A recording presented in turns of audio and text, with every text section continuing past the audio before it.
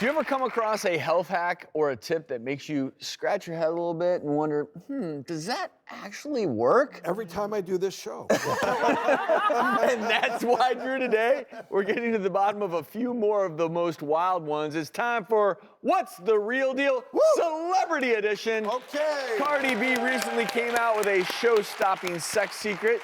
She said that at the beginning of her relationship with Offset, she wanted to have sex but had her period at the same time. So she created a period-stopping cocktail, and she claims it actually worked. Any ideas? The cocktail consisted of 2 ibuprofen and gelatin. OB-GYN and author of the Vagina Bible, Dr. Jen Gunter, joins us now via Skype. All right, what's the real deal, Doc? I think I know the answer. Yeah, so the real deal is that can't affect your period at all, taking it that short before your menstrual cycle. And gelatin isn't going to do anything anyway. And I think it really speaks to a lack of understanding of what the menstrual cycle is. So each month you produce estrogen and progesterone from the follicle. And I like to think of the lining of the uterus as bricks. And so what happens is estrogen builds up these bricks, and then you start releasing progesterone when you ovulate. And that's like mortar, and that holds the bricks together. And then if you don't get pregnant, the estrogen and progesterone are withdrawn. It's like pulling out all the mortar. So the bricks come out. There's some bleeding from raw surfaces, and all of that together is your period. And there's no way that ibuprofen or gelatin is going to stop that. Okay. Well, to be clear, Jen, I want to make sure our viewers understand. You are taking these pills by mouth, not putting them elsewhere.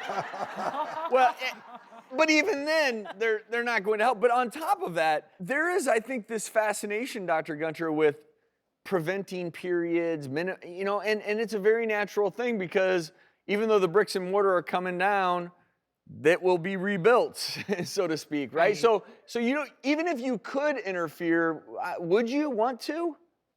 Well, I think it depends. So I think that if medically, for example, you have very heavy periods, then it would be very realistic or reasonable to go on something like birth control pills or get the hormonal IUD or the implant or the shot to basically stop your periods or reduce the heavy flow.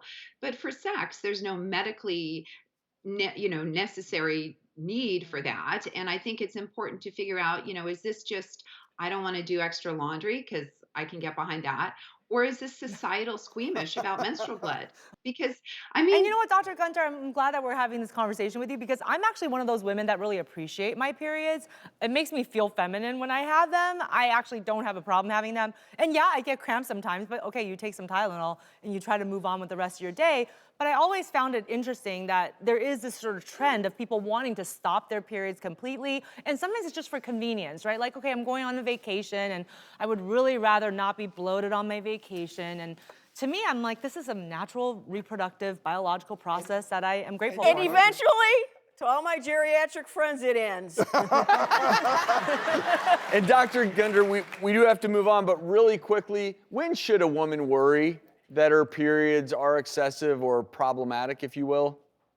yeah, so generally, if you're soaking through your menstrual products onto your clothes, so if you're having those kinds of accidents where you're finding that you're leaking, if you're changing a pad or tampon more than every 2 hours, then that would be something you'd want to call your doctor about as well. So those would be kind of the 2 easiest warning signs. There's obviously other ones as well, but I think those are the easiest to get behind. And we love Cardi B, but just one more example of getting your medical information from your gynecologist, not your favorite celebrity. Dr. Gunter, thanks so much for joining us.